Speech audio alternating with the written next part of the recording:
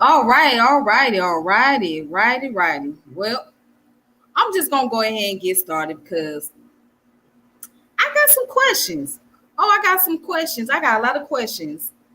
So, peace and power, elevation be to all you beautiful people out there. This your girl Tiffany coming through here live in effect, and I have some questions for the so-called scholars. I know y'all didn't expect for me to come on this late night.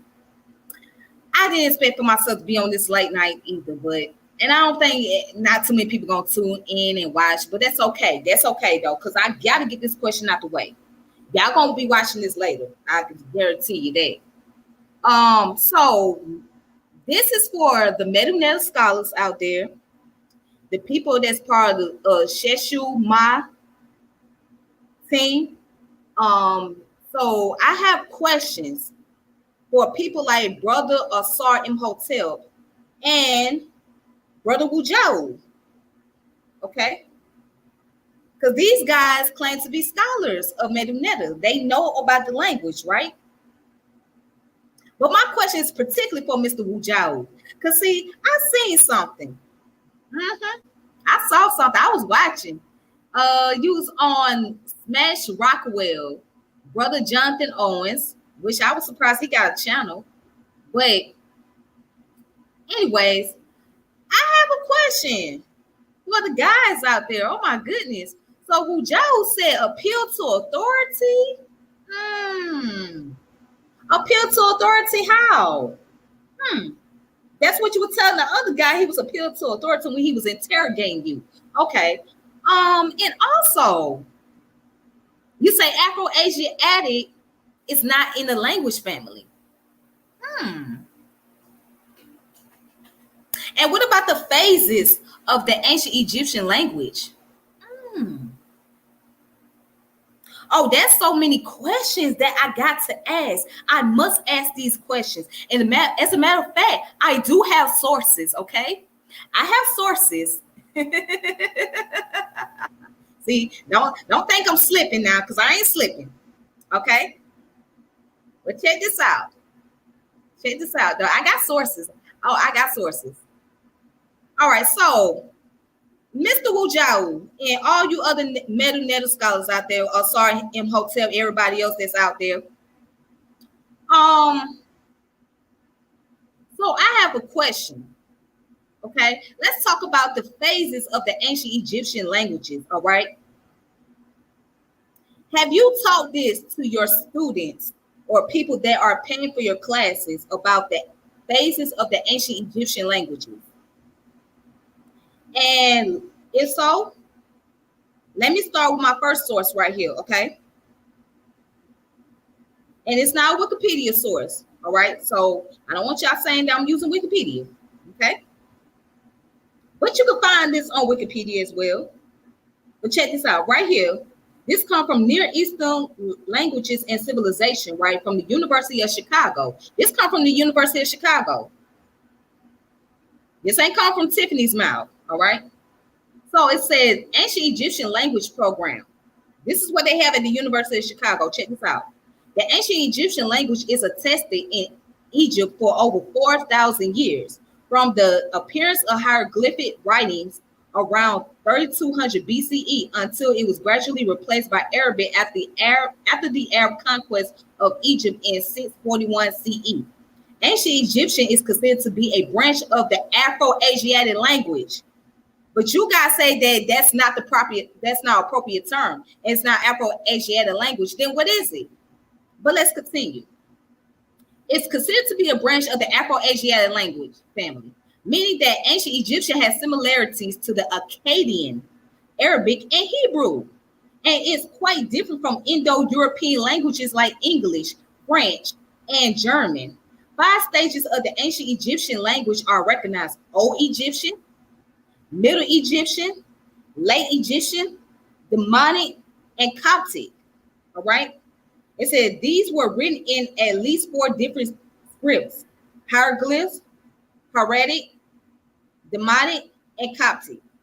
Let's repeat that: Hieroglyphs, Hermetic, Demonic, and Coptic. All right. And it goes on to say ancient Egyptian was first written in hieroglyphic script.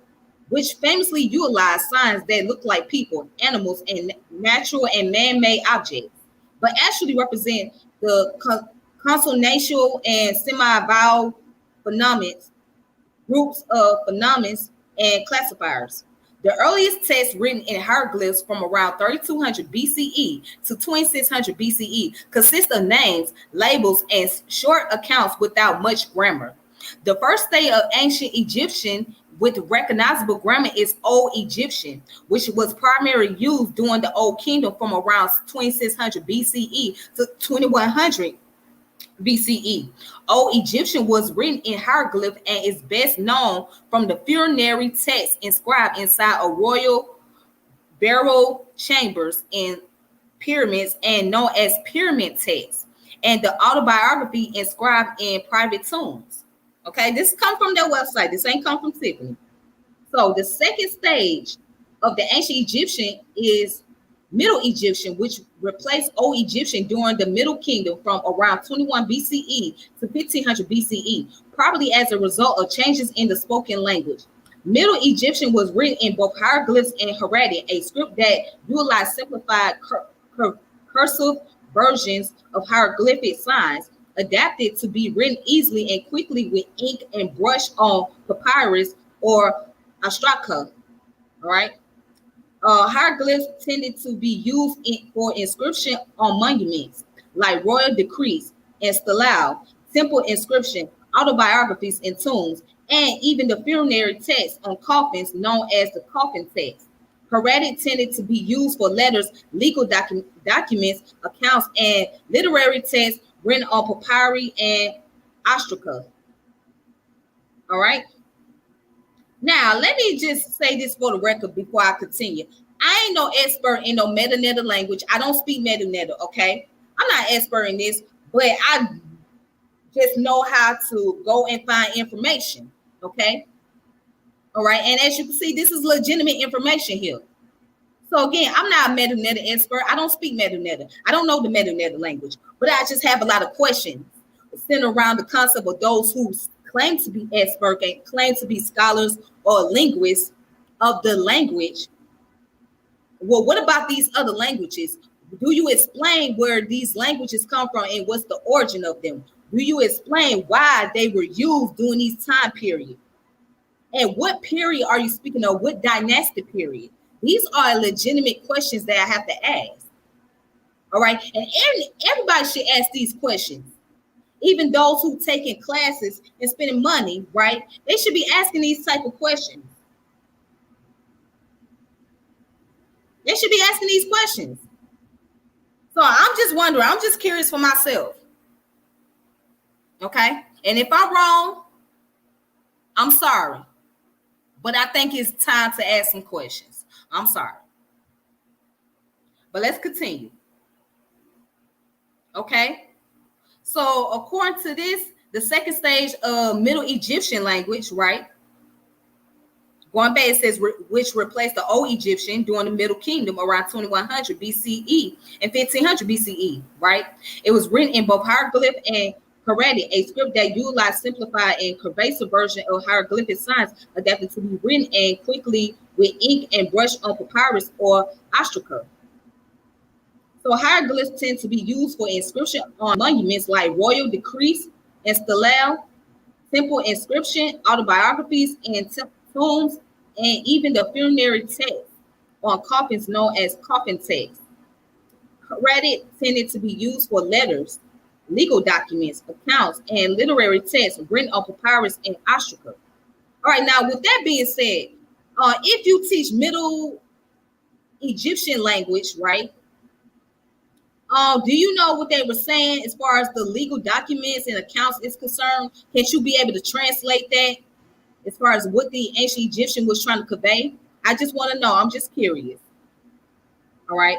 So the third stage of ancient Egyptian is late Egyptian, which appeared during and after the New Kingdom from around 1500 BCE to 700 BCE. Again, probably reflecting changes in the spoken language. Late Egyptian was used when scribes wanted to present an approximation of the spoken language in letters, legal documents, account, and some literature. It could be written in hieroglyphs, but most often is written in hieratic on papyri and ostraka. Middle Egyptian continued to be used alongside late Egyptian.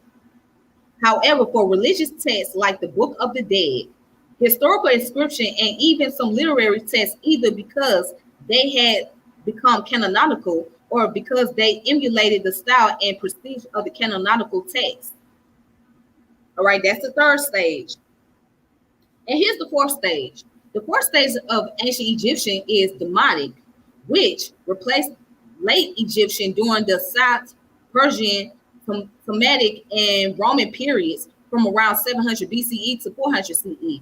Again, reflecting changes in the spoken language. Demotic was no longer written in hieroglyphs or hieratic, but instead used in even more cursive set of signs derived from hieratic that was also called Demotic.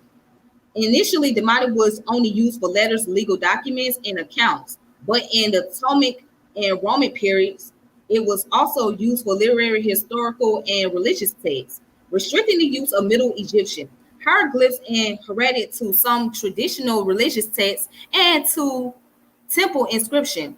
Persian, Semitic, and Roman rulers of Egypt promoted the use of Aramic and Greek in Egypt alongside Demotic, especially for administration, creating a multilingual society, and monuments like the Rosetta Stone inscribed in hieroglyphs, Demotic, and Greek.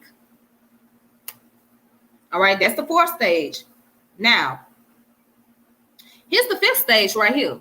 The fifth and final stage of ancient Egyptian is Coptic, which replaced all earlier stages of the language during the early Byzantine and early Islamic periods, or from around 400 CE onwards. The decline of Egyptian temples and priesthood in the Roman period eliminated the cultural space for the older Egyptian language stages, scripts, and texts, while Christian religious elite reached out to Egyptian speakers with a new language stage and text written in a more familiar script. Coptic was written with letters derived from the Greek alphabet, familiar to Egyptian from centuries to Ptolemaic and Roman rule, supplemented by 6 additional signs derived from the Demotic to represent phonemes that did not exist in Greek. Coptic was used for letters and legal documents, and especially for religious texts, some of them translation of canonical texts, some preserving non-canonical Gnostic and Manichaean texts and traditions, some of them original composition in Coptic. Coptic gradually ceased to be spoken commercially in Egypt during the medieval period, but it continues to be used as liturgical language.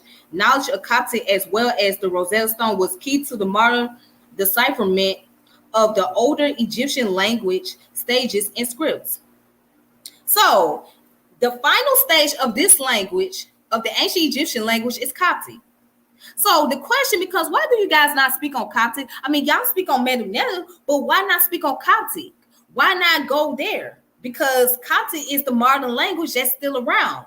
And from what I read up a long time ago, Coptic ain't gonna be around for that long because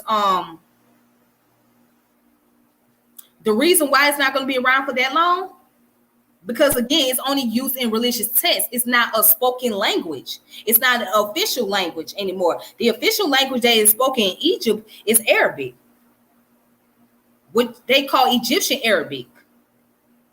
But something to think about, boy. Just give me one moment, okay?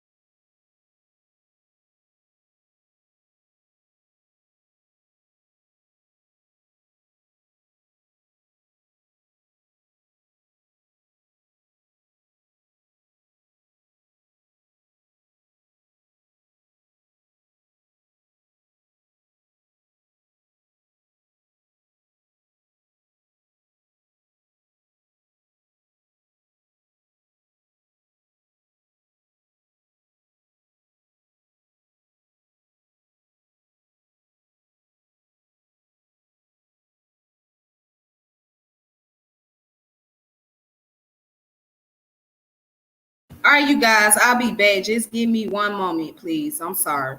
I don't want to hold you guys up.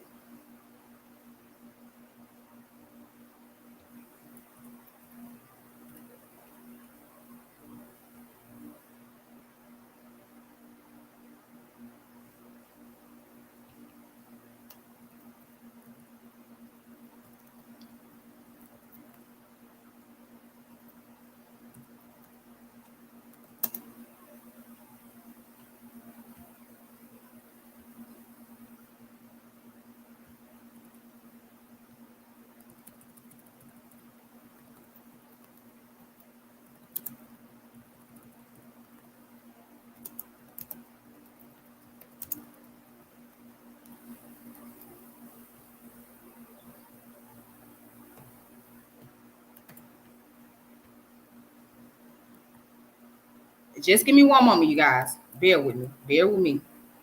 Bear with me. Bear with me. Just bear with me. I don't want to lose y'all, okay?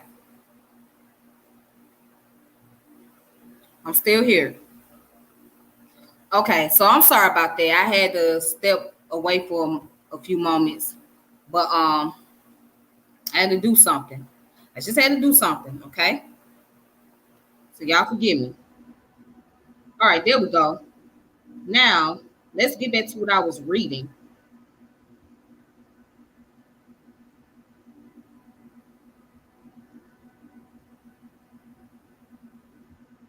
Okay. Okay. Let me get back to what I was reading. All right, sorry about that. Anyways, so these are the different stages of the languages, right? Okay. Again, I'm not an expert at all, but check this out. And it says Egyptology at the University of Chicago. The study of ancient Egypt through its language is known as Egyptology. Egyptology is taught at the University of Chicago through the Department of Near Eastern Languages and Civilization.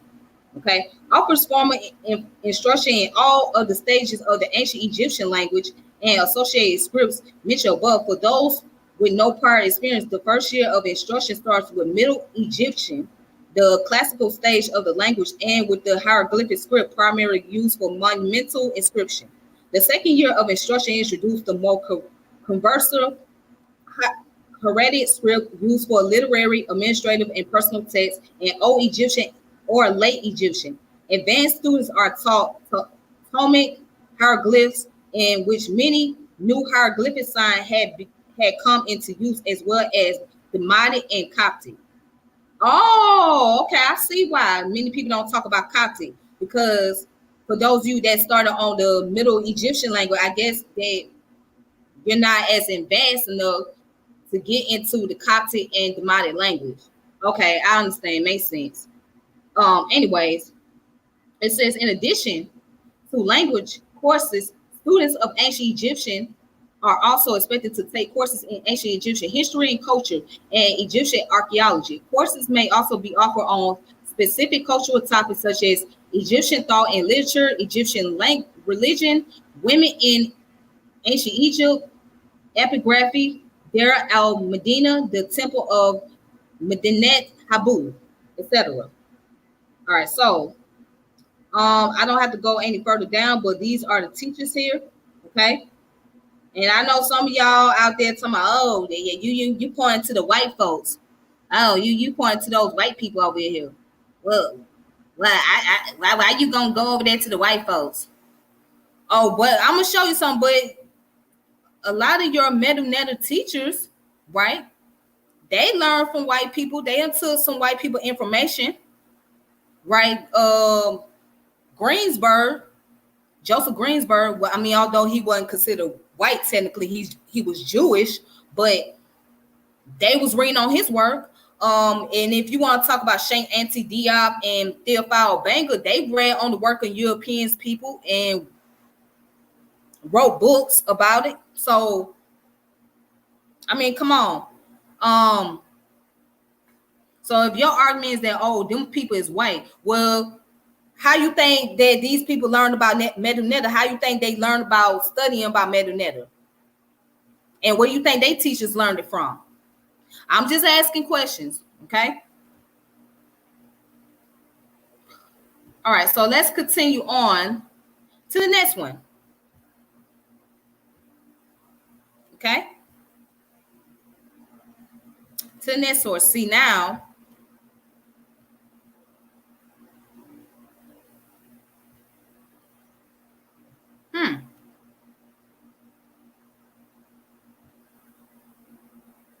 oops. Oh no, that ain't the one I wanted to go to, but I'll go to that one next. Hold on, that's not the one that I wanted to go to though. This is the one that I was looking for, okay? So now I'm dealing with the articles. Then I'm gonna go to the books.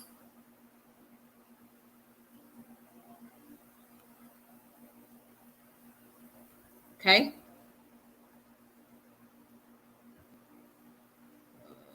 There we go. All right, so right here.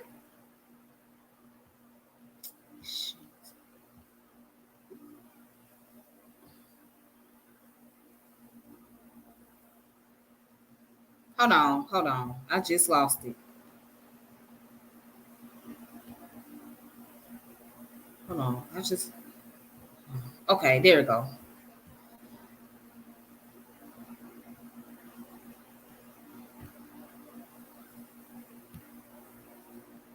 Man, hold on.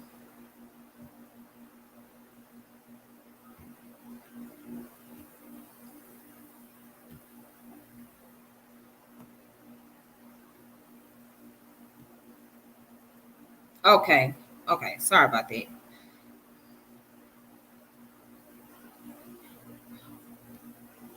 Let me pull it up. Shit. Let me just pull this shit out. Shit. Fuck it. All right. So, anyways, right here where I'm on the website, which is called Bibeless.org, which is hieroglyphs step by step, right? So it goes into the introduction and it talks about the ancient Egyptian languages, right? And of course, you see all the icons over here to the left where it says learn hieroglyphs. Okay. Again, I'm going to the source. All right. So these are legitimate sources that I'm using. The ancient Egyptian language belongs to the what? Afroasiatic linguistic family, sometimes classified under the Semitic language family, which predominantly emerged from the Arabian Peninsula and settled in the region of Southwest Asia and North Africa.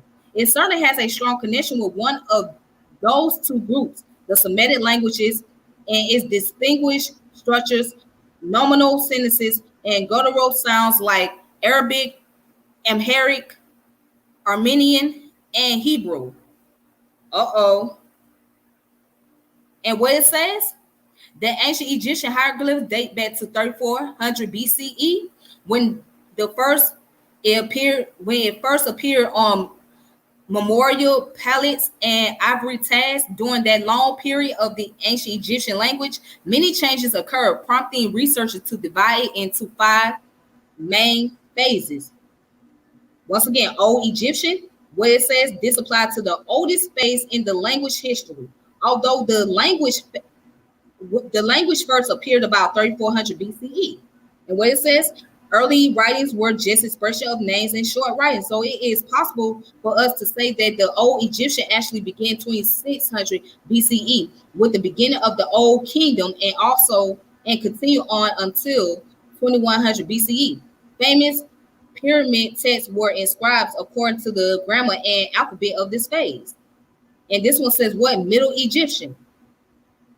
Again, it came right after the Old Egyptian phase. It began to appear around 2100 BCE, continued for about 500 years as a spoken and written language. It was the main phase of the ancient Egyptian language, and it is considered as a classical phase or an era of linguistic eloquency.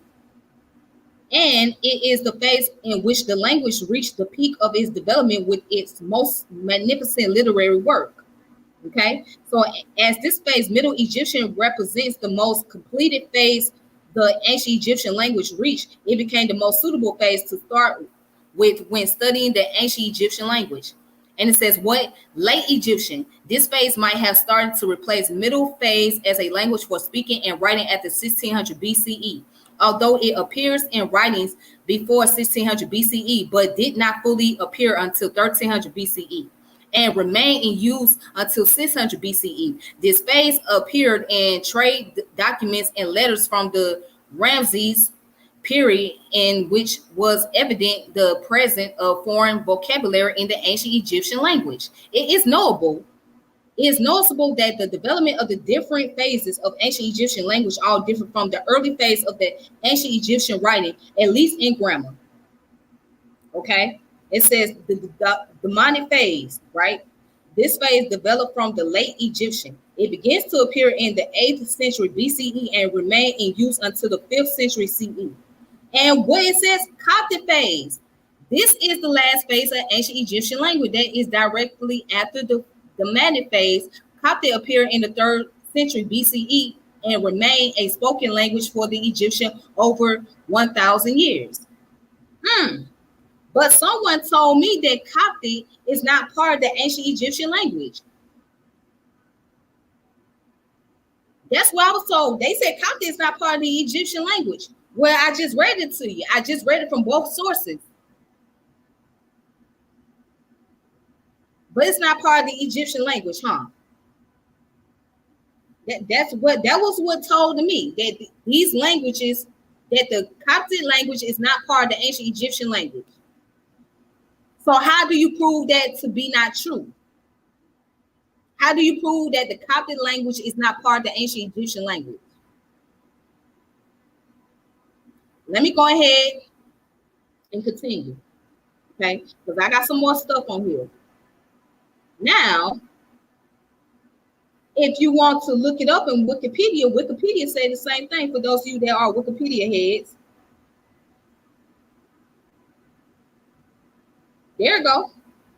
You can find it on Wikipedia. I mean, I'm not going to go over it, but you can find it, though. Oops. Hold on. Let me go back. You can find it, though, right here on Wikipedia. I mean, for those of you that are Wikipedia heads, I mean, you can look it up for yourself. You can look it up for yourself. I mean, hey, it's right here. It's right here. You can find the information on here. And I'm going to show y'all something. Hold on. I'm going to show you guys something. It was on here. I saw it on here. Hold on.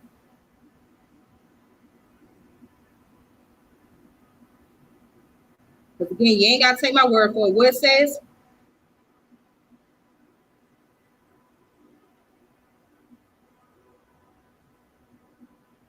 It says what?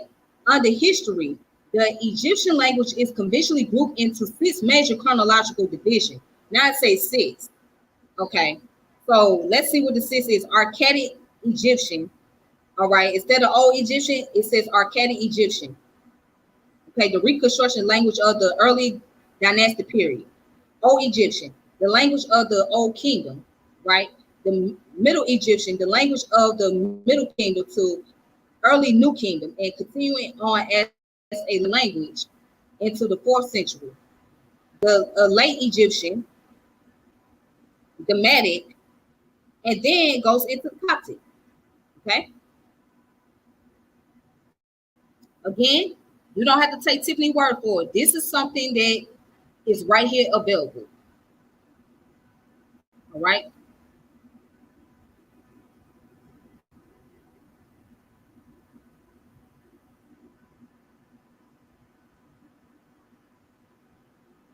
Now let's go to the books. Let's go to the books. Let's go to the books. Let's go to the books. Let's see how much time I got left on here. Okay, I ain't trying to be on here too long.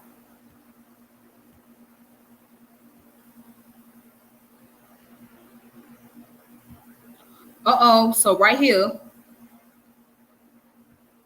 we got one book. It's called The Afroasiatic Languages by who? Zygmunt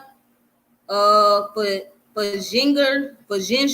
I don't know how you say that person's last name. And Aaron Shea. Okay, and it's under Cambridge. All right. Hey, Ray Jones, thank you for coming through. Thank you. Thank you so much.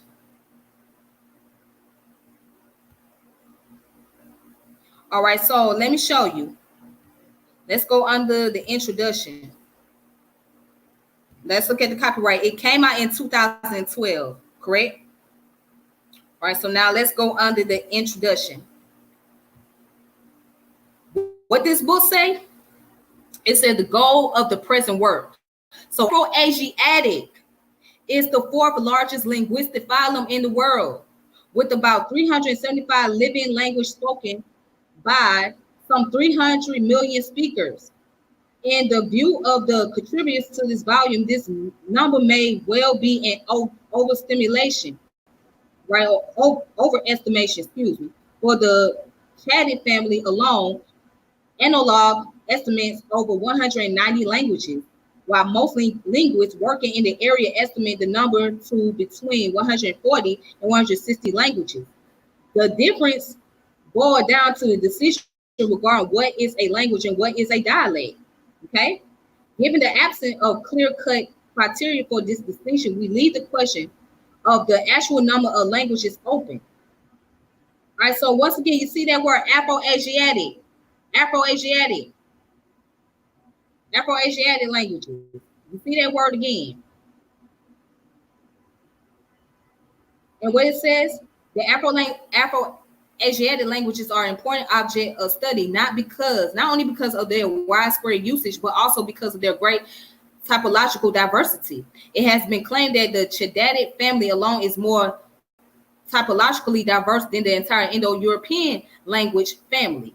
The Afroasiatic phylum exhibits great variation with respect to traditional typological criteria, such as the position of the predicated in the clause, the structure of the noun phrase, and the structure of the verb. As a result, the question, what is a typical Afroasiatic language, cannot at this stage be answered. The material in this book is intended, among other things, to document this typological diversity. Uh-oh. So now let's see, what else can we find? Oh, let's go down Berber. Oh, hold on. Let's see what they're talking about. So I'm not gonna go through the whole thing, but let's just see what they're talking about here. It says, introduction, Berber Martin Kosman.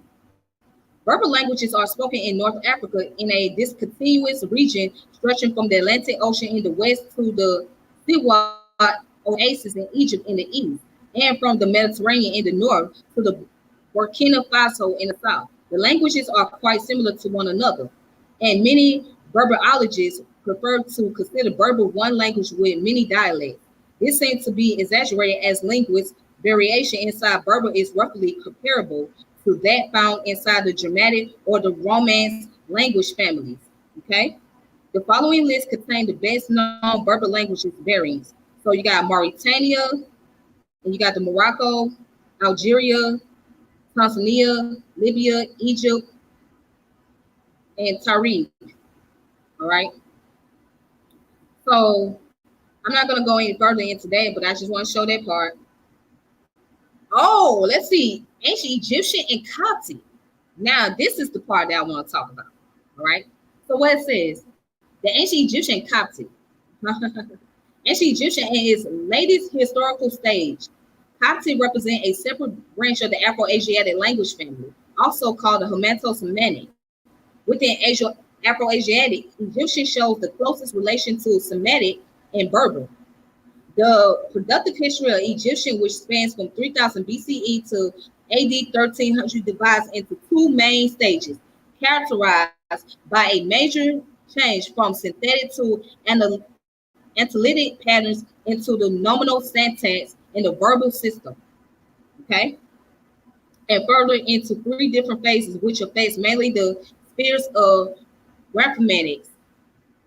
It said the use of Egyptian was confined to the Nile Valley and Delta broadly within the borders of modern Egypt.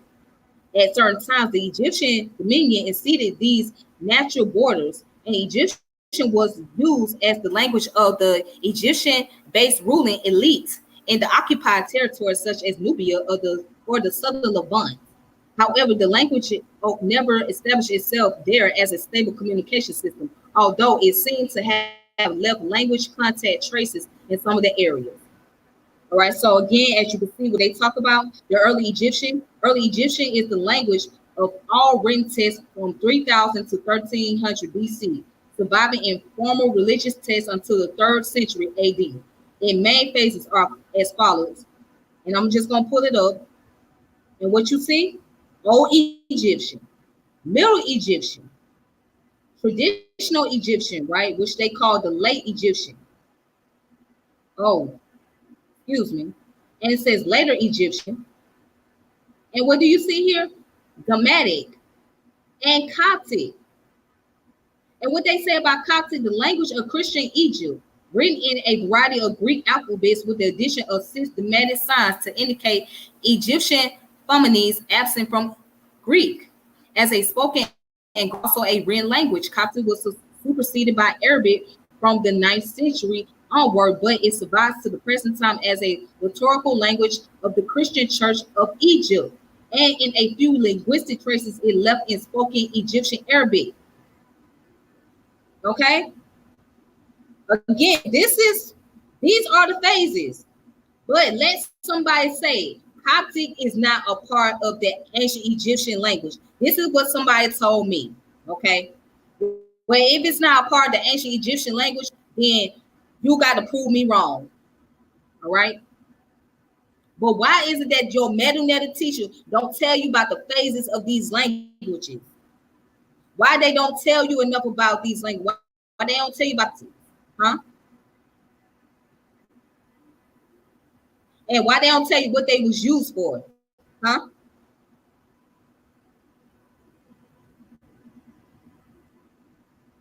All right. And here it is.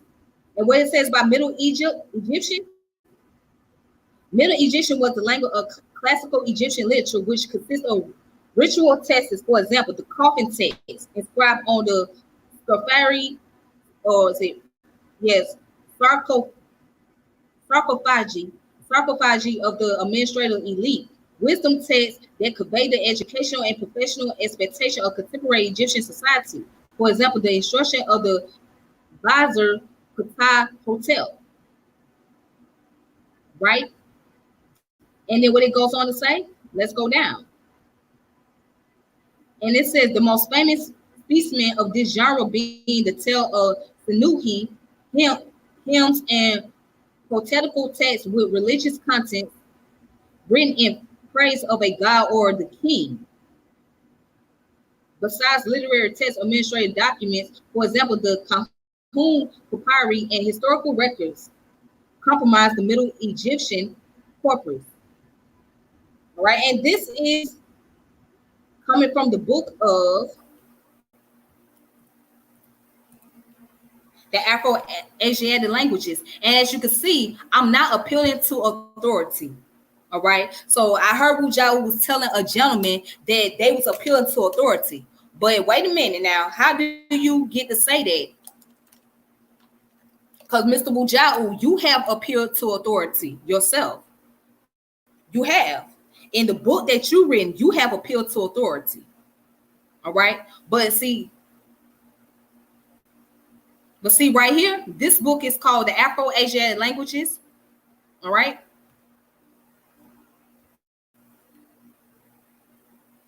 I'm not finished yet. I'm not finished yet. Uh-oh.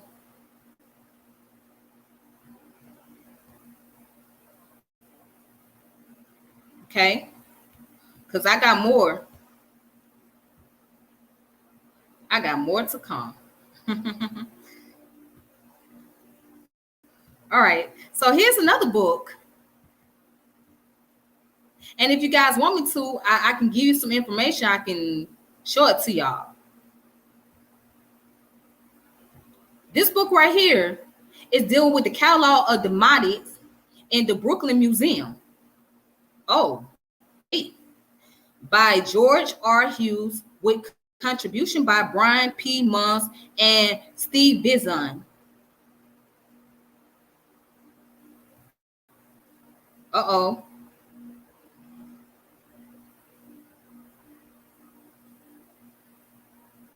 Let's go to the introduction.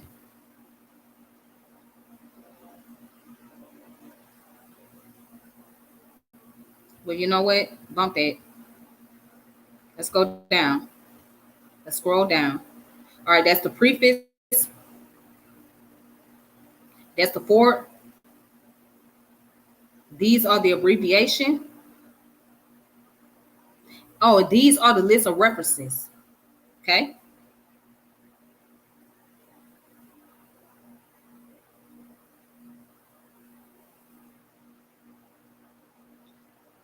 And as you can see,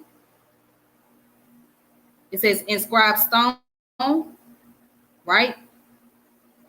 And right here, museum number, illustration, date. Let me zoom that up for y'all. Dimension, description. A round top limestone inscribed in ink. The text consists of 14 lines on each face of the stela. Those on the observed are nearly completely preserved, but those on the reserved are barely rubbed. All right. So this is all they could get out the translation. Okay. And what does it say? It said a verse. He who does blank for P. It said it is for Ptah that he does. Thoth, the great god, Osiris on the forest. All right. The great god, Api Osiris, the Lord of gods and the gods who. And number 5 says rest in I can't read that. I guess it's supposed to be written like in the Medu Neter language. And the gods who rest in the PRHBNB. So I'm not, like I said, I'm not really good with the Medu Neter language. All right. It says the gods who rest on the mountains west of Memphis and Ptah. The great and Gato Dame, who good to is written like in the Medu Neter language. So I guess they was not able to translate son of, and whose mother is Intuit, again, not good with Medu Neter.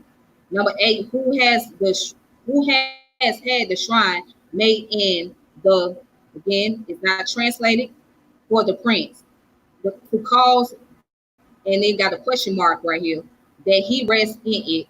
My Lord doth the great God I entrust, and 10, myself to you if you save me. And it has a question mark.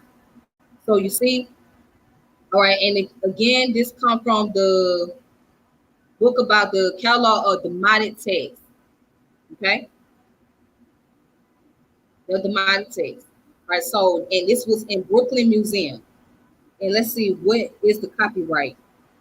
I'm trying to find the copyright on here. The copyright was 2005. 2005. 2005. So I'm just asking the question, just asking. Just asking. So let me see what else I'm going to post. Uh-oh. Because I got some books I want to post. Now let's go to the book that Asar Imhotep had posted on his page. What that book say? This is the book that Asar Imhotep posted on his page. This is quite interesting. Egyptology, the missing millennial ancient Egypt in medieval Arabic writing. Wait a minute. Hold on. The medieval in Arabic writings. So that goes to show you there is a correlation. That goes to show you that indeed Afroasiatic languages is a part of the language phylum, the family. Okay? Because what? After the Coptic language came later on the Arabic writings and the Arabic language, right? In combination. So you see, there is some form of correlation there. I'm not a language expert, but come on now. How can you discredit the concept about Afroasiatic language and the Akkadian language and Semitic language? How can you discredit that? But I won't hold you guys up.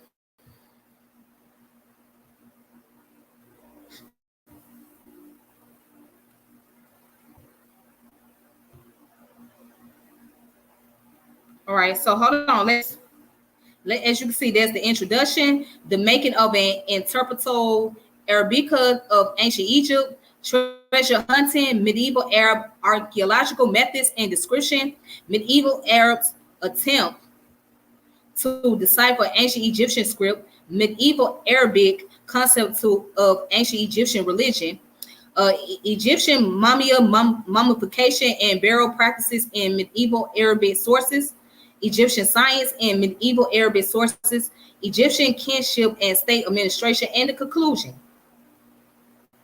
Let's go.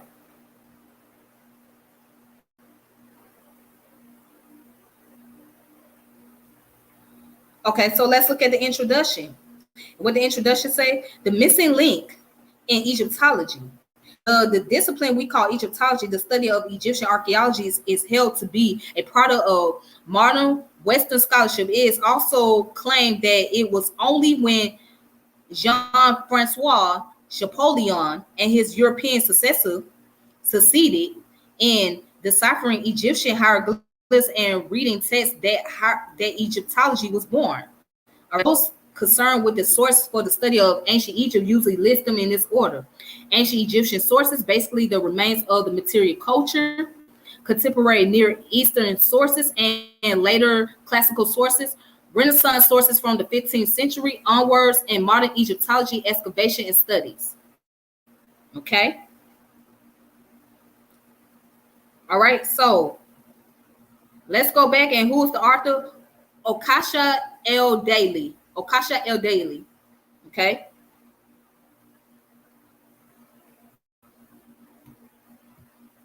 Now, let's look at where it says the medieval Arabs attempt to decipher ancient Egyptian script. Why are we not hearing about this? Why do we not hear about this?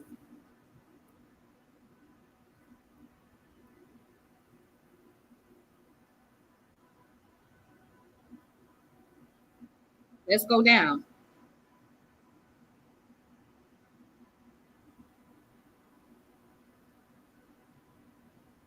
Okay, so right here where it says what medieval Arab attempts to decipher ancient Egyptian scripts. All right, so it says in this chapter, I demonstrate the medieval Arab interest in ancient Egyptian script and investigate attempts to decipher them. To this end, I survey the Arabic sources, the probable motivation behind their interest, and the degrees of their success.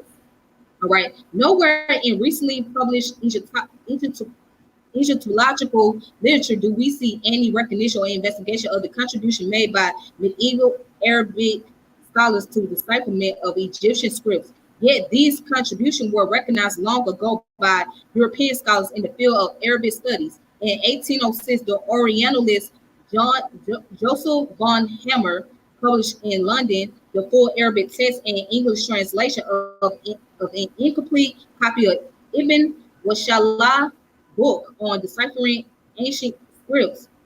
From 1909, Blachek published a series of studies on Muslim Gnosticism, in which he too maintained that certain medieval Arabic writers had succeeded in identifying some hieroglyphic letters. Why they don't talk about that?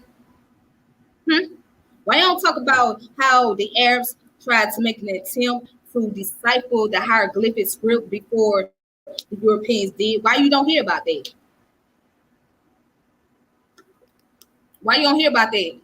And I have a question, Wudjau. Why you ain't speaking on that, Wudjau? Why you ain't spoken up on that, Asar?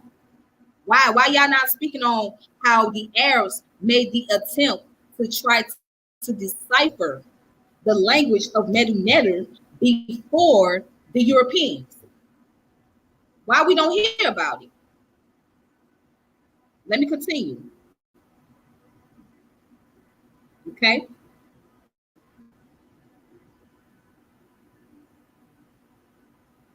All right, so going down here, it says, my brief survey of the available materials reveals wide use of Egyptian hieroglyph by medieval Arab scholars and artists. The sources also show a continuous process of attempting to decipher Egyptian script, sometimes through a medium or third script in the same way as the later European scholars. The material shows that several scholars succeeded in deciphering at least half of the Egyptian alphabetical signs. The Mahdi must have been much easier for medieval Arabs, as material in more than one script and language, Coptic, Greek, and Demetic, were still available and readable. It is interesting to note that nearly all the sources I referred to in this chapter were alchemists. Many also called Sufis or mystics. This may be due to the fame of Egypt as the land of science, wisdom, and mysticism, which drew people with such interest. But we're not hearing about this. So you telling me that there were Sufis and mystics that were so interested in Egyptian language, and the Egyptian history that they was trying to decipher the language? Why we don't hear about this? Why do we not hear about this? That should keep you guys wondering. There should be a lot of questions regarding around this. But I'm not finished yet. Continuity of interest in Egyptian scripts. Greco-Roman writers' interest in the scripts of ancient Egypt is well documented. In general, it seems that the classical commentators believed that hieroglyphic signs were symbols, each representing a single concept. The same could be said of early European attempts to decipher Egyptian scripts. Okay. Now it says Arabic manuscripts from the 12th century and perhaps earlier containing Coptic grammar and vocabulary were brought to the West by Pietro della Valle and first studied by Thomas Abencini or Abencini, if I'm saying it right. All right. The view that each hieroglyph represents a single concept prevailed in Europe until the work of Athanasius Kesher in the mid 17th century, when he started to question the belief of the classical commentators that hieroglyphic signs were merely symbols. He studied that hieroglyphs might represent sound as well as idea, and his work began to influence other European scholars, culminating in the work of Thomas Young and Jean-Francois Champollion. The depth owed to Kesher in this process has been acknowledged by Allen. And says only with the work of Athanasius Kesher in the mid 17th century did scholars begin to think that hieroglyphs could represent sounds as well as ideas. It was not until the discovery of the Rosetta Stone in 1799 that scholars were able to make practical use of Kesher ideas. Uh-oh. We should not underestimate the importance of Kesher Arabic sources, nor the importance of a good knowledge of Coptic, which enabled him to produce the first Coptic grammar in a European language. In 1636, he published his first essays on Coptic, Prodromus Coptis Sive Egyptianis, a study which he later developed and enlarged a Lingua Egyptiana Restituta. All right. In this in this book, Egyptian Language Restored, he included a complete Coptic grammar and lexicon translated from the Arabic manuscripts brought by Pietro della Valle. All right. So I'm going to look up the name Pietro della Valle. And this led in turn to the later success of Champollion, whose excellent knowledge of Coptic enabled him to beat Thomas Young to the trophy of deciphering Egyptian script. All right, so let's look at who is Jean-Francois Champollion.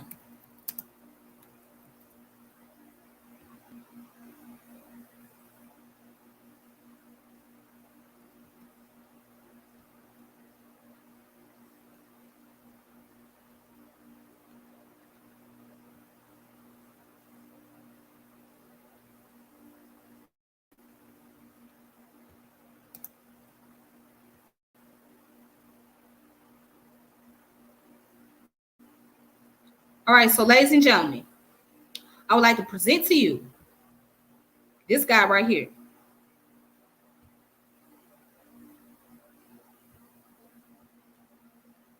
Give me a moment, and I'm gonna go back to the book. Okay. This guy right here, ladies and gentlemen, he was one of the first Europeans to decipher the Medu Neter, or what is known as the hieroglyphs. His name is Jean Francois Napoleon. Okay. He was a French guy. Interesting, right? And let's look up what the other name of the other individual.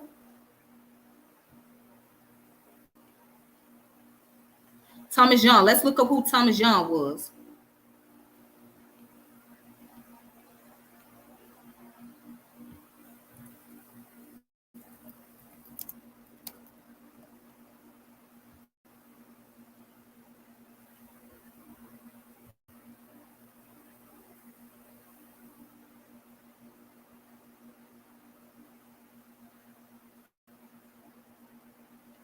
Okay, hold on. Let's look up who Thomas Jean was.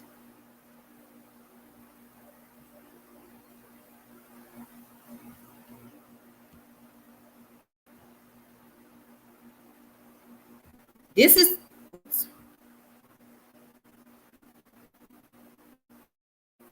okay. As you see, that's Thomas Jean right there. All right. Again, these are the first two Europeans who was able to decipher or made the attempt to decipher the hieroglyphs. Okay. So I don't want to hear no mess about, oh, that's the European, you getting European information. When your teachers, right, have studied the work of these Europeans, okay? I don't want to hear no mess about that. Because I know how some of you who proclaim to be African-centered or Afrocentric, right? The first thing you say is, "Oh, y'all studying the word. You go along with what the Europeans say. This, thing, other." Like Jean Paul, I mean not Jean Paul. What's his name? Jean Mboli and Theophile Banga and um Saint Auntie Job did not study the work of these people. What you think they learned about the Egyptian hieroglyphs and all that from? They studied the work of these Europeans. So I don't want to hear that argument. Okay, you're not gonna come to me and say, well, she's just going by what the Europeans say. Well, where you think they studied they work from, huh? Again, the Europeans were one of the first to be able to decipher the language, but the Arabs made the attempt first to bring about decipherment, and they was only able to decipher some of it. But then the Europeans came along and was able to go about deciphering the language. One happened to be a French guy, and the other happened to be a British guy. So again, come on now. But many of y'all wouldn't know that. Many of y'all would not know that. And many of y'all would not even know about this book if I have not read it. Okay. Many of y'all would not know that that was Arabs that was trying to make the attempt to decipher the language or decipher the scripts. Okay. Okay. All right. Oh, hold on. Let's look, and let's also look up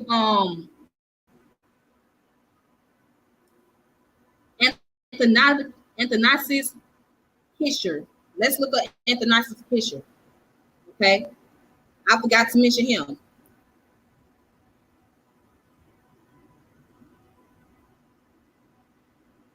All right, because it was Anthony's picture, right? That was that also tried to make the attempt to decipher the language, the Medu Neter. Okay. Let me show you what he looked like. He was a German man.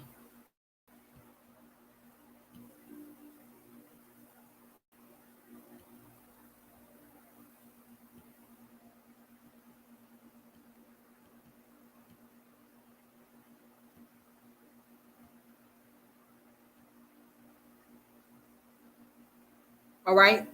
As you can see, this guy right here, okay, he was around the 1600s. All right. And again, his name was Athanasius Ketcher. Athanasius Ketcher, who was German.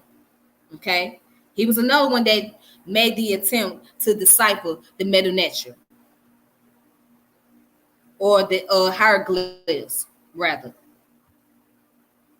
But we don't hear about this.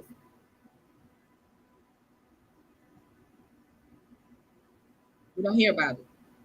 All right, so let's go ahead and let's see what else we can find on here. Then I'm going to the next source.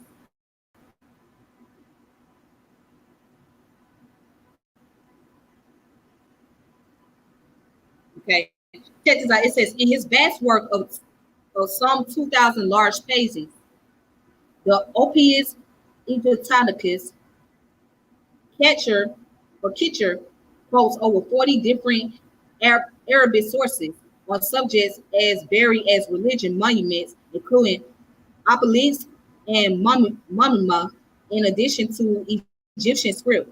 I have not been able to identify all the Arabic writers he quotes. It may be that he had a problem with the transliteration of some of the Oriental names. Some manuscripts may have perished, and it is also possible that there are some manuscripts still to be identified in Europe, for example, in the Vatican. It is, however, quite clear that the medieval writing of, among many others, Galadin, Aben Regal, and Aben Bashashia formed the basis for his studies on hieroglyphs. So this man right here, let me highlight it. Okay. So he wrote down, he had over 40 different quotes of Arabic sources, right? And he was able to identify the Arabic writers that he quoted. Okay. But this is what we don't hear. They don't tell us about this. We don't hear about this. All right. And this is the book that Asar Imhotep posted up on his page. The Egyptology, the Missing Millennium, Ancient Egypt in Medieval Arabic Writings by Oshaka El Daily.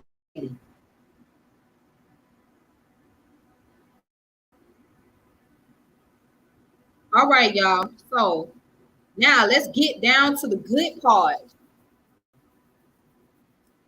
Let's get down to the good part of this.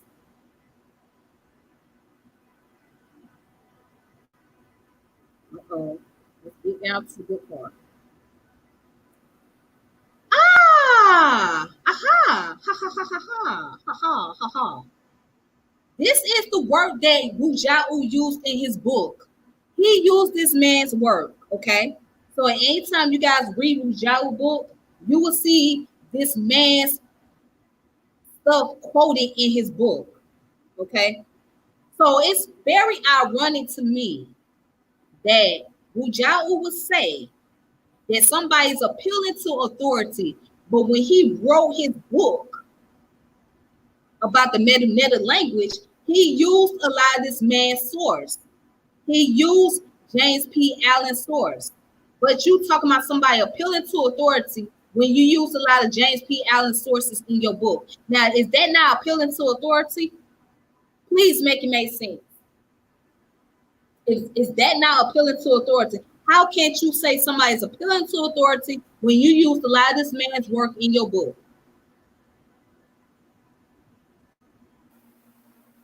How? How can't you say that? How can't you say that? It's just a question that I have to ask. So if you're watching this video, Wudjau, which you probably not because you probably on the other guy's channel going back and forth with the other gentleman. But if you ever watch this video, right, I want you to think about this and ask yourself, how can't you say somebody is appealing to authority when you yourself has used this man's work in your book? I'm just asking. I'm just asking. And I have the right to ask these questions, okay? I have a right to ask these questions. All right. So how can't you say that? How can't you say that? But let's look at it. What James P. Allen had to say, since you used his work. What did this man have to say? As a matter of fact, let's see when his book was written. In 2010, not too long ago. Okay. Hold on. Let me show you what this man said. He said Egyptian language and writing, right? Language. What did he say? Family. Egyptian is the ancient and original language of Egypt. It belongs to the language family known as Afroasiatic or Hermeto-Semitic and is related to both of that family's branches, North African or Hamitic languages such as Berber and Hausa, and Asiatic or Semitic languages such as Arabic, Egyptologic, or Ethiopic, and Hebrew. Within Asiatic, Egyptian is unique with no close relative of its own. It has features that are common to both branches. Where it differs, it is often close to the African side of the family. This is what James P. Allen said, Mr. Wudjau, and you use his work in your book. You say that the Afro-Asiatic language is not a language family, but yet and still, the guy that you have used in your book say different. He disagreed with you. He said it is. He said it is. So how can't you go about proving James P. Allen wrong? You got to be able to prove this man wrong. Would you be able to sit down face to face with James P. Allen today and have a conversation with him and debate with him about the Afro-Asiatic language not being part of the language family, or there's no such thing as that particular family order or that family group? Would you be able to prove him wrong? How would you go about doing it? What type of sources would you use if you was able to sit down and have this conversation with James P. Allen? What type of conversation would you have with this man to prove him wrong? That's all I want to know. What type of sources? How would you be able to back it up?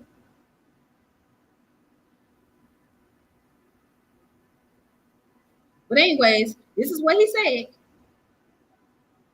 Afro-Asiatic, Hermeto-Semitic, and is related to both of that family branches. North African languages such as Berber and Hausa, and Asiatic languages such as Arabic, Ethiopic, and Hebrew. Within Afro-Asiatic, Egyptian is unique with no close relative of its own. It has features that are common to both branches, which it differs. It is often closer to the African side of the family. All right. And what say? History. Egyptian first appeared in writing shortly before 3200 BC and remained in active use until 11th century AD. This lifespan of more than 4,000 years makes it the longest continually attested language in the world. Beginning with the Muslim conquest of Egypt in AD 641, Arabic gradually replaced Egyptian as the dominant language in Egypt. Today, the language of Egypt is Arabic. Egyptian is a dead language. Wait a minute, this is James P. Allen saying this. He said Egyptian is a dead language. Let me repeat that again. As a matter of fact, let me go ahead and highlight that for you. He said Egyptian is a dead language, like Latin, which can only be studied in writing, though it is still spoken in the rituals of the Coptic Egyptian Christian Church.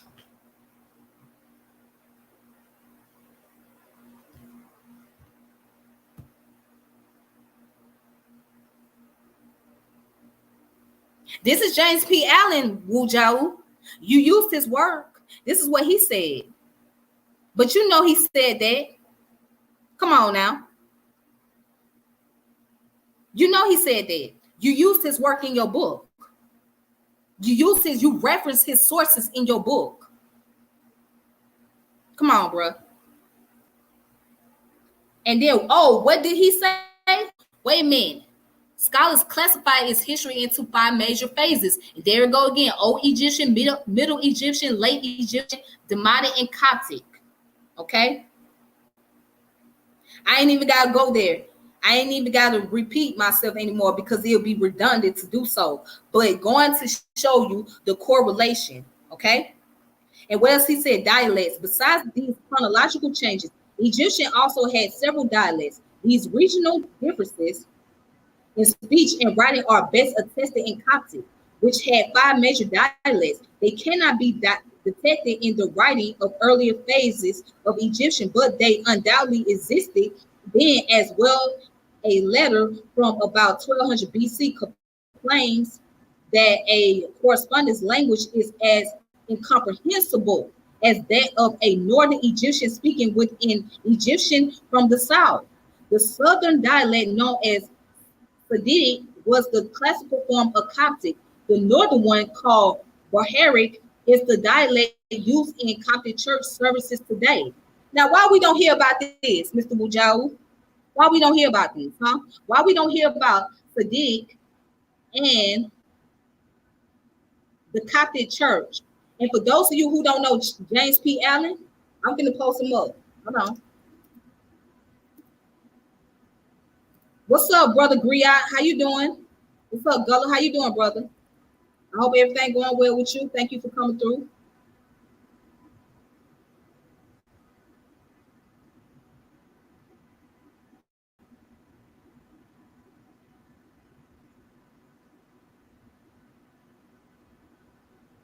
Okay, hold on. I'm about to post them up. I'm about to show y'all who James P. Allen is. Okay, for those of you who may not know. For those who may not know who he is.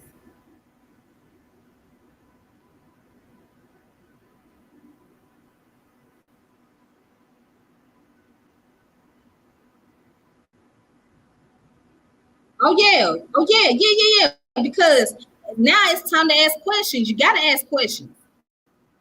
And I'm not trying to throw shade at the brother, but come on now, there's some question that needs to be asked. For those of you who don't know who James P. Allen is, this is James P. Allen.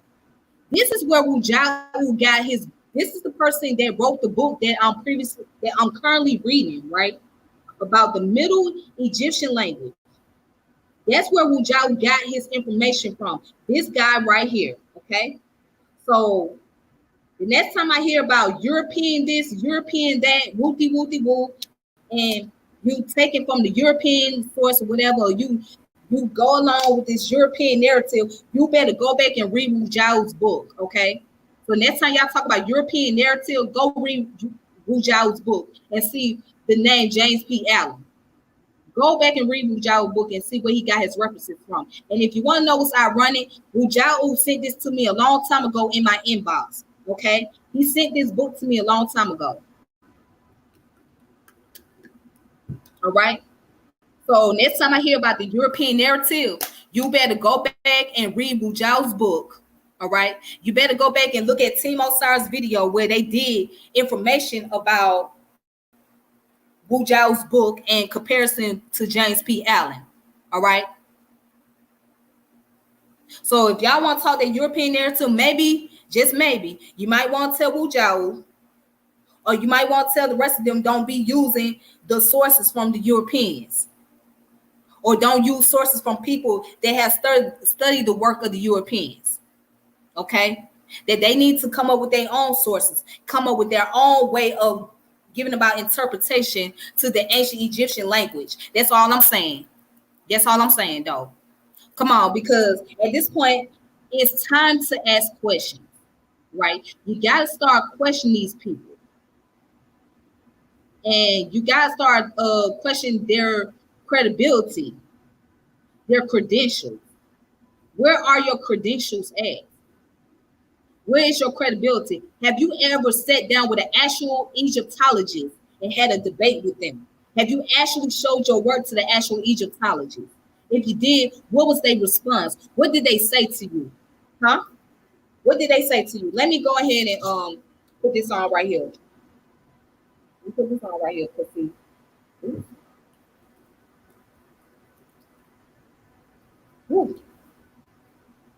Call it pseudo if you want to. I don't care. Okay, so some of y'all don't know nothing about this. This that Florida water. Y'all don't know nothing about this. Okay. You know, it's like a spiritual water, give you spiritual protection. That's all. Yeah, I use it. Yeah. But anyways, let me go ahead and continue. Let me go ahead and continue. Because I ain't finished. I ain't finished. We got to start asking questions, man. And this is the same man that told another person that you cannot appeal to authority, but you use this man's work in your book. Come on now, make it make sense. Let's talk about it. Let's talk about it. But let's continue. Now let's go down to where it says writing hieroglyphs. The basic writing system of the ancient Egyptian consists of about 500 common signs known as hieroglyphs. The term hieroglyph comes from two Greek words meaning sacred carvings, which are a translation in terms of the Egyptian own name for their writing system, the God's speech. Each sign in this system is a hieroglyph, and the system as a whole is called hieroglyphic. Okay? Unlike Mesopotamian, cuneiform, or Chinese, whose beginning can be traced over several hundred years, hieroglyphic writing seems to appear in Egypt suddenly shortly before 3200 BC as a complete system. Scholars are divided in their opinions about its origins. Some suggest that the earlier developmental stages of hieroglyphic were written on perishable materials such as wood and simply have not survived. Others argue that the system could have been invented all at once by an unknown genius, although it was once thought that the idea of writing came to Egypt from Mesopotamia. Recent discoveries indicate that writing arose first in Egypt. And what did he say? He says people since the ancient Greeks have tried to understand the system as mystical encoding of secret wisdom, but hieroglyph is no more mysterious than any other system that has been used to record language. Basically, hieroglyphic is nothing more than the way the ancient Egyptian wrote their language. To read hieroglyphic, therefore, you have to learn the Egyptian language. All right? And check this out. Okay, so he gives an example. He said hieroglyphic spelling. Each hieroglyph is a picture of a thing that exists in the world or imagination of the ancient Egyptian. For instance, the ground plan of a simple house, a human mouth, or a pair of legs in motion. These could be used to write the words that they depicted or related words. For example, when hieroglyph is used in this manner, it is called ideogram, idea writing. We still use ideogram even in English. I love my dog. Ideographic writing is simple and direct, but it is pretty much limited to things that can be pictured. All languages, however, also contain many words for things that cannot be conveyed by a simple picture. Successful writing system must find a way to express those ideas as well. Most written languages do so by a system of signs that represent not things but the sounds of the language. This allows their writers to spell out words. A sign used in this way is called a phonogram, sounding writing. English writing use phonograms also almost exclusively. Each letter in our alphabet is a symbol that represents a sound rather than an object of the real world. Okay? And what did he say? He said the idea that symbols could be used to represent the sound of a language rather than objects is one of the most important and ancient of all human discoveries. It is often called the rubbish principle. A rubbish is a message spelled out in pictures that represent sound rather than the things that are pictures of. For example, the picture of an eye, a bee, and a leaf can be put together as the English rubbish, meaning I believe, which has nothing to do with I, bees, leaves. The hieroglyph system used this principle too. Many Egyptian hieroglyphs could be used not only as ideograms, but also as phonograms. For example, the sign for house and mouth were also used as phonograms in the word ascend, which has nothing to do with house or mouse. All right, so they used a lot of symbolism, right, to express, convey a meaning, right? So they use like picture that represents the coded language, basically. And that's just the way I understand it. So if somebody say I see you, right, they might use the I, and they might use the C, and they might use the finger pointing you, but it doesn't mean the I see of the you. You know what I'm saying? It basically talking about intensive care unit, but you don't want to say it like that because you know that's a sign of threat. But that just giving an example. So if somebody use I and they use the picture I, the picture of a C, and the picture of a finger, index finger pointing like this, that means I see you, right? Which could be used, say, I see you personally, like I see you, or it could be used as I see you as the intensive care unit. And again, that could be, yeah. All right, but anyways, get to the point. um, so check this out. It says in Middle Egyptian, words spelled with phonograms usually have an ideogram added at the end. This extra sign called a determinative has two functions. It shows that the signs preceding it are to be read as phonograms rather than ideograms, and it indicates the general idea of the word. Thus, the word meaning ascend is usually written ascend. The walking legs sign indicates that this is a word having to do with motion. To summarize, the individual pictures of Egyptian hieroglyph writing system are used in three different ways. Ideograms to represent the things they usually depict, for example, house and mouth. Phonograms to represent the sound that spell out individual words, for example, a thing. Used in this way, the hieroglyphs stand for sounds rather than the pictures of things.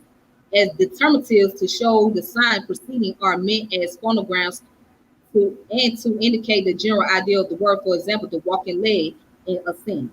All right, so and he goes down and say all hieroglyphs has potential to be used in each of these ways in practice. However, their use was generally more restricted. Some occur mostly as ideogram or determinatives, other almost exclusively as phonograms.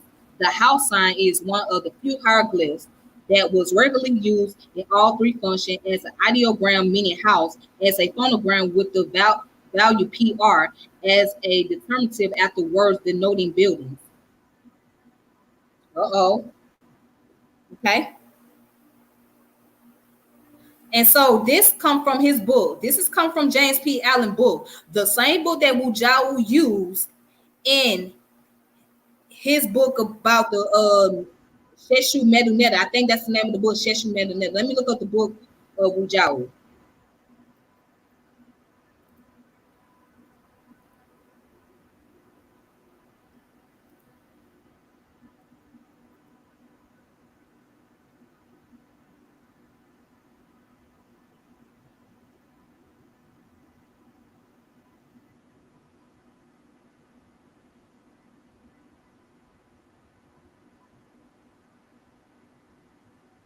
Okay, so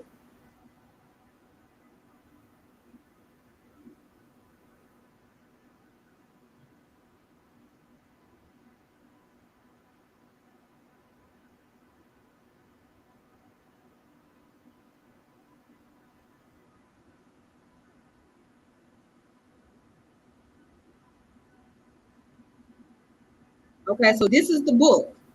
Okay, this is the book that he was using. This is the book that Wudjau wrote. Okay, and that's where he used James P. Allen work at in this book. In this book right here. Okay. All right. So again, You got to start asking questions. All right. So once again, this has been exposed before in the past. And this is all love. This is no hate towards Wudjau. Okay.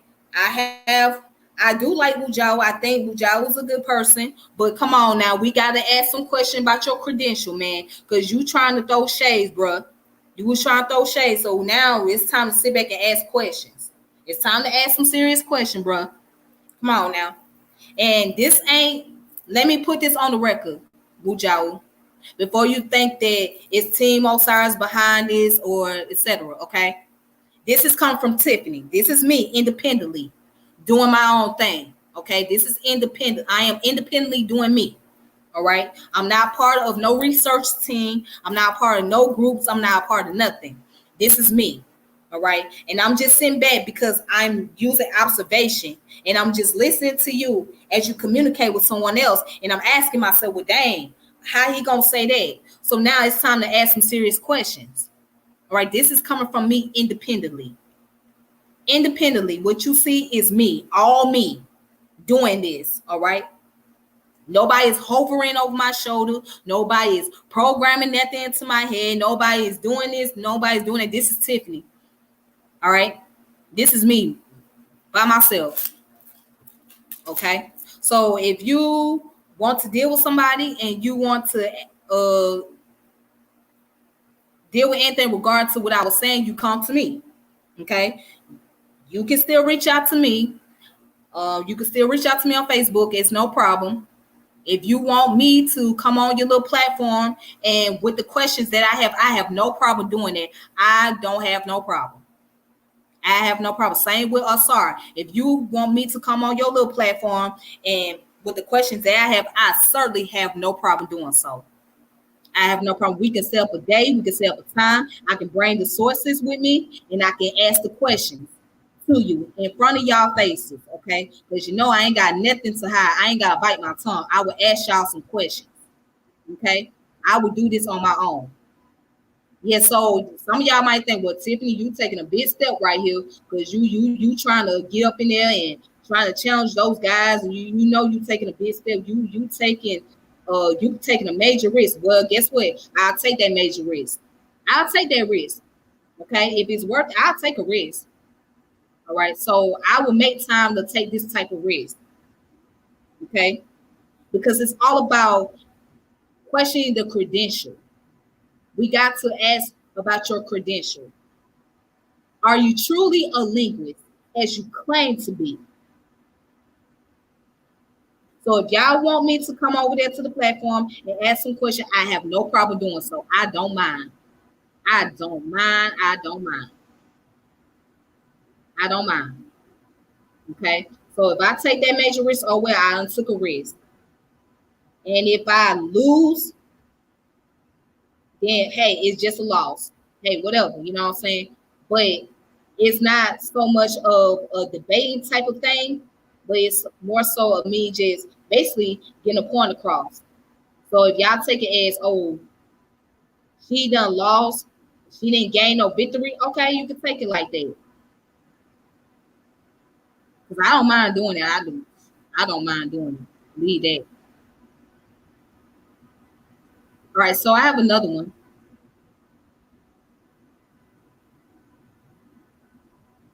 I'm not finished yet. I'm not finished yet.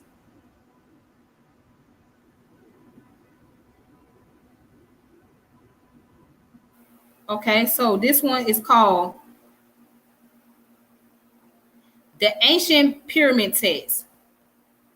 The Ancient Pyramid Test. And again, this is by who? James P. Allen.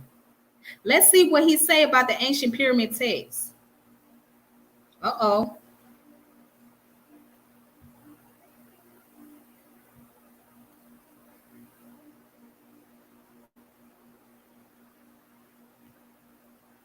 Uh-oh, what did he say? What did he say? Okay, let's look at the introduction. It says at the end of the Old Kingdom, the interior walls of ancient Egyptian pyramid was inscribed with a series of ritual and magic spells known to the modern scholarship as the pyramid text. These inscriptions constitute the oldest body of Egyptian religious writing, usually literary in form and language. They are also the oldest representative of the Egyptian literature in both respects. The pyramid texts are primary sources for the history of ancient Egyptian thought and its relationship to that of the biblical world. Okay, so these are the different dynasties, right? During the time in the city of Memphis. Okay, Eunice, Teti, Pepi, Behinu, wife of Pepi the first or the second, Marumne, Pepi the second, Neith, the wife of Pepi the second, etc. Okay, so it says the pyramid text has been found in the tombs of 11 kings and queens at Saqqara, the necropolis of the capital city of Memphis. All right, so let's go to the first one, and that's it. All right, it says the corpus of pyramid text inscribed in the pyramid of Eunice, last king of the fifth dynasty, is the oldest, smallest, and best preserved of the Old Kingdom sources.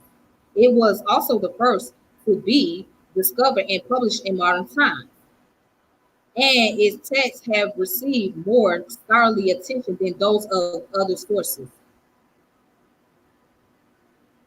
All right, and it says perhaps because of its priority, the corpus of Unis text was regarded as the most canonical by the Egyptians themselves. All of its spell itself for PT 200 exists in copies of the Middle Kingdom and later, and these generally follow Eunice's version of the text, where those of his successor are different. Many were reproduced more often than those from the other Old Kingdom pyramids, and in the same order as in Eunice's copy. The Middle Kingdom tomb of Semwas Ankh at Lish preserves a replica of Eunice's pyramid text, together with a number of spells from later pyramids that were most often copied at the end of the Old Kingdom. All right.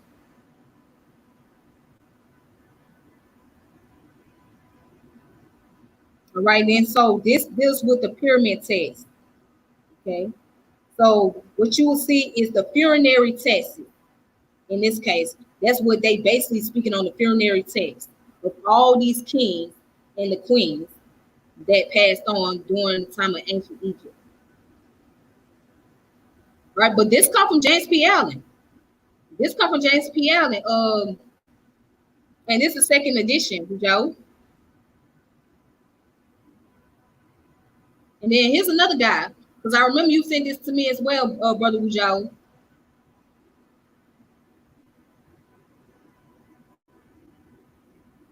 I know it's a lot. And this is the Middle Egyptian grammar, James E. Hodge. Okay, this is James E. Hodge. Wait a minute, hold on.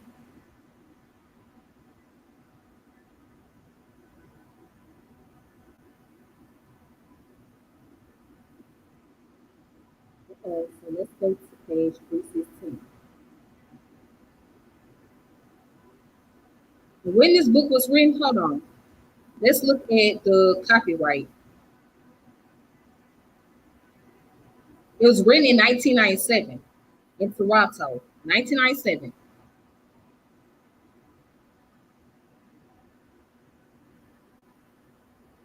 Okay, so check this out. It says what? Now, I just want to show you something. Because once again, this is Wudjau saying that Afroasiatic language is not a branch. There's no such thing. But wait a minute. This is what another Egyptologist scholar said. Egyptian connection to African and West Asian languages, excuse me. The Egyptian language has usually been taught as a unique language in isolation, but in fact, it is a member of large Afro-Asiatic language family. Other works refer to this family as Hermeto-Semitic, but this is not a scientific categorization, excuse me. since it assumes a false dichotomy between the Semitic languages and the Hamitic languages. Afro-Asiatic languages were and still are spoken by people in Central, Northern, and Eastern Africa, the Arabian Peninsula, and the Levant and Mesopotamia. And what they say, and what he's saying here, there are 5 or 6 main branches of Afro-Asiatic family: Berber, Chadic, including Hausa, Cushitic, Egyptian, and Semitic. Wait, each of these branches, apart from Egyptian, has subdivision into distinct languages. What did he say in this book? Of the ancient Afro-Asiatic languages, both Egyptian and Akkadian, right, the Semitic languages in Assyria and Babylonia exhibit a considerable degree of linguistic change right from the earliest traces in writing. In Egyptian, there are not surprisingly many words cognate to counterpart in Hebrew, Arabic, and Akkadian, the best known of the ancient languages. For example, Egyptian to calculate, Hebrew to reckon, and Arabic to calculate, right? So as you can see, Hashab, and Hashaba. Don't you see the correlation here? Hold on. He just showed you guys. I wish I could highlight this, but let me go ahead and zoom it up. As you can see, he showed you the correlation. The Egyptian hash to calculate, Hebrew hashab, reckon, Arabic hashaba to calculate. There are also cognates with many modern African languages, but these have not yet been studied as thoroughly as in any case are more difficult to compare. Given the large gap in time, many of the connections are difficult to recognize because of metathesis, a shift in order of the consonants, and phonetic changes, some of which are quite drastic. Similarly, there are many affinities in the grammatical features of languages. The exact grammatical mechanism may be quite different, but frequently the general approach is similar. All right, and this come from what's the guy name? James E. Hodge. And this is the source that was sent to me by Wudjau, James E. Hodge, Middle Egyptian grammar. Okay. James E. Hodge would disagree with you about you saying that the Afro-Asiatic language is not a language family name. Hold on, let's look up James E. Hodge. Who was he?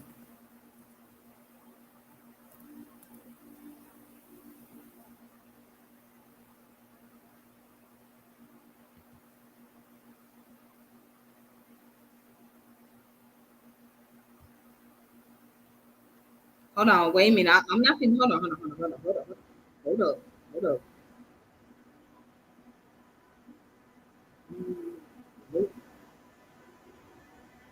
Let me find this guy. Let me find a picture of this guy if I can find a picture of him.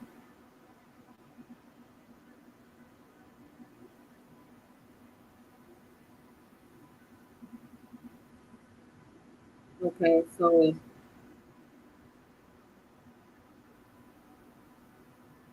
I can't find a picture of this guy, but I'm assuming that guy is European as well. But again, I could be wrong because I can't find a picture of him.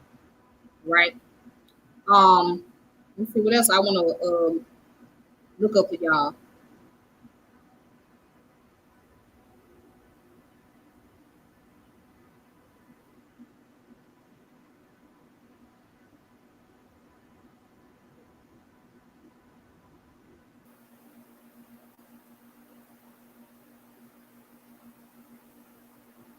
Hold on. Oh, I want to show y'all the Book of the Dead real fast. Hold up.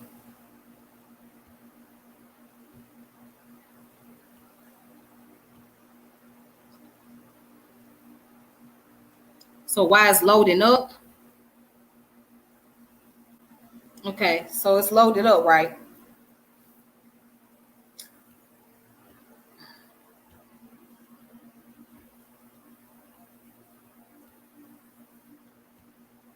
Hmm.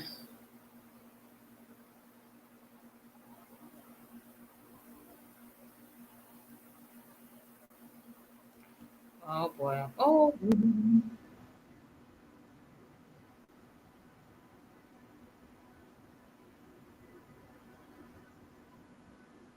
Look up ancient Egyptian.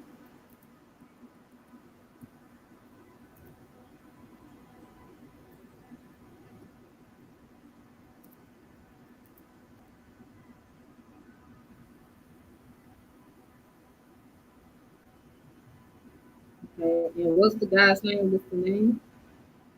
Arthur.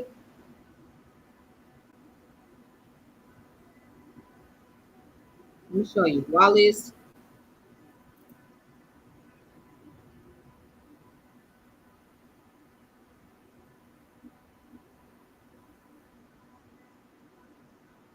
Okay. So let me show you. Also, the Book of the Dead, right? The Book of the Dead. Let me show you who the author is. I mean, I'm not taking away nobody's knowledge, but just saying, next time that somebody try to come along with that whole thing about, oh, you going by the European narrative, etc.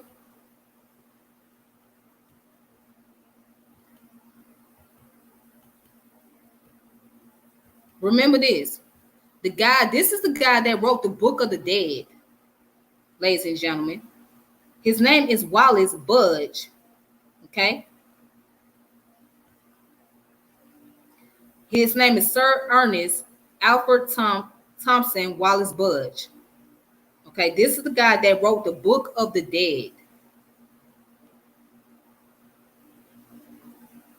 And what was he? He was a polymath, an Egyptologist, an Orientalist, and a philologist.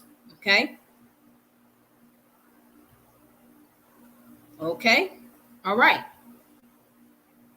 So next time y'all talk about, oh, you going by a European narrative, or the white man say that you believe anything the white man say, well, okay, maybe y'all need to go look up the authors that y'all be reading on. I'm just saying though. Just saying. Okay. So this is gonna be the last and final book that I show. Right. Then I'm gonna close it out after this.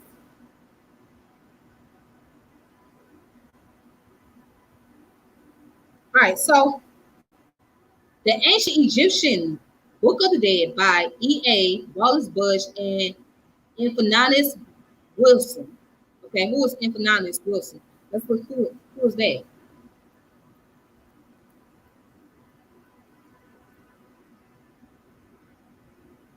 Or Imphinalis. Imphinalis Wilson. Let me look up Imphinalis Wilson. Okay.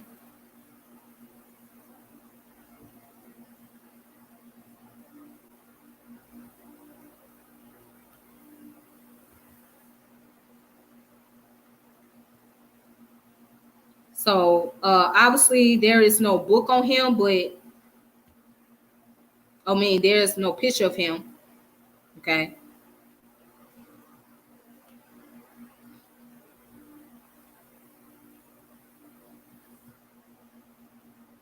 All right. So obviously there's no picture of him.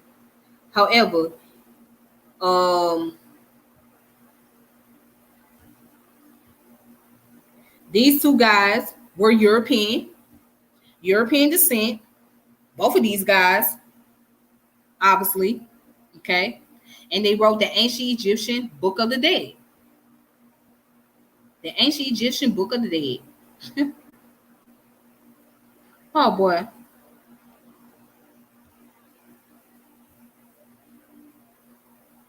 All right, so let's look at the content. Let's look at the copyright. So it was recopied in 2016. However, it doesn't say the original year that it was written, but this book was recopied in 2016. Okay, or republished.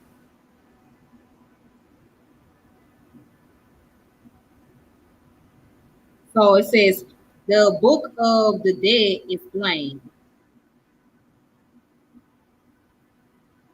That's session one.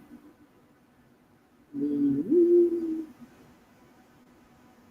Okay, so Um, the title, Book of the Dead, is the title now commonly given to the great collection of funerary texts, which the ancient Egyptian scribes composed for the benefit of the dead.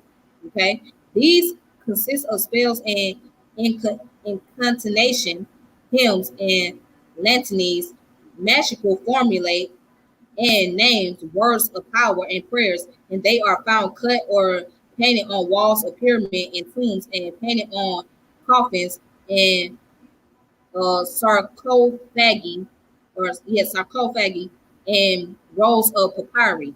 The title Book of the Dead is somewhat unsatisfactory and misleading, for the text neither form a connected work nor belong to one period. They are miscellaneous in character and tell us nothing about the lives and works of the dead with whom they were buried. Moreover, the Egyptians possessed many funerary works that might rightly be called books of dead, but none of them bore a name that could be translated by the title Book of the Dead. The title was given to the great collection of funerary texts in the first quarter of the 19th century by the pioneer Egyptologists, who possessed no exact knowledge of their contents. They were familiar with the rolls of papyrus inscribed in the hieroglyphs or hieroglyphic and the hieratic character, for copies of several had been published, but the texts in them were short and fragmentary.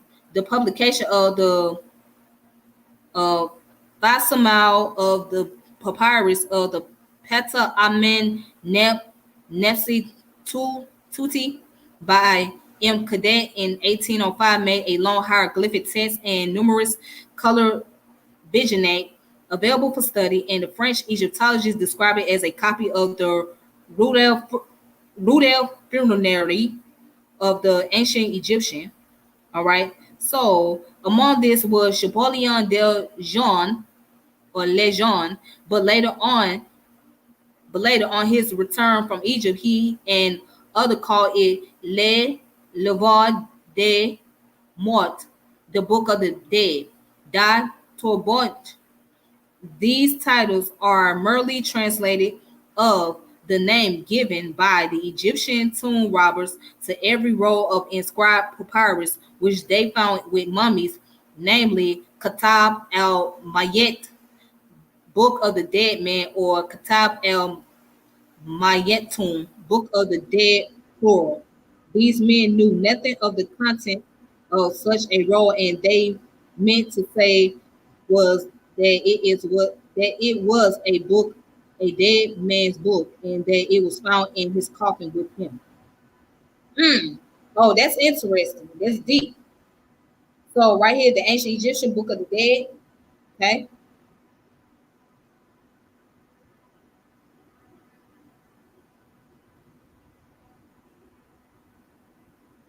All right. So you guys can read that up for yourself.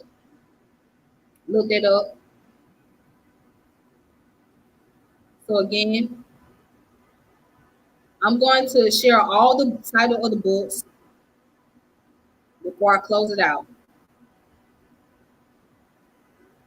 All right. The Egyptian Book of the Dead, the Egyptology Missing Millennium, Ancient Egypt in Medieval Arabic Writing by Akasha El Daily. Okay. The Writings from the Ancient World, the Ancient Egyptian Pyramid Text from James P. Allen. Okay. The Middle Egyptian Grammar by James E. Hodge. The James P. Allen Middle Egyptian Introduction to the Language and Culture of Hieroglyphs. And the Afroasiatic Languages, edited by Aaron Shea and Zygmunt Pojazinger, or Pojazinger, however you say that person's name, okay? Cambridge Language Surveys, all right? So these are all the books that I used for tonight, or on this late night. All right, then, so that's all that I have for that information. So again, dear the Medu Neter teachers and the Seshew Maa community, if you guys have answers, I know it seems to be ambiguous. I know it was seem to be long-winded to you guys. And I know that it was a lot of stuff that I was going into, but basically reading all that source just to show you that the Afro-Asiatic language does exist, and you guys are wrong. So Asar and Wudjau and anybody else that Medu Neter teaches, you guys are wrong. There is a such thing as Afro-Asiatic languages, okay? And for those of you that say Coptic languages is not ancient or part of the ancient Egyptian language, well, you guys are wrong. It is a part of the ancient Egyptian language. You're wrong, okay? You guys are wrong according to those sources, especially you, Wudjau. So James P. Allen basically proved you wrong, and you used his source in your book. So you're wrong. You're wrong. And all those phases of ancient Egyptian language basically say similar things. Now, except for some of the sources, it's a little different because some all say six, but overall, they're pretty much saying the similar phases of the ancient Egyptian language. That's the Old Egyptian, Middle Egyptian, Late Egyptian, the modern Egyptian language, and the Coptic language. All right, so I hope you guys enjoyed this video. Thank you guys for tuning in and watching. So this your girl Tiffany, and I'm finna log off saying peace and power elevation be to all of you. I will come back later on, finish up the topic by the pre-Islamic history. Okay. So I have sources for that. Yeah, so I'm gonna continue with the part 2 about Petra in pre-Islamic history. All right, so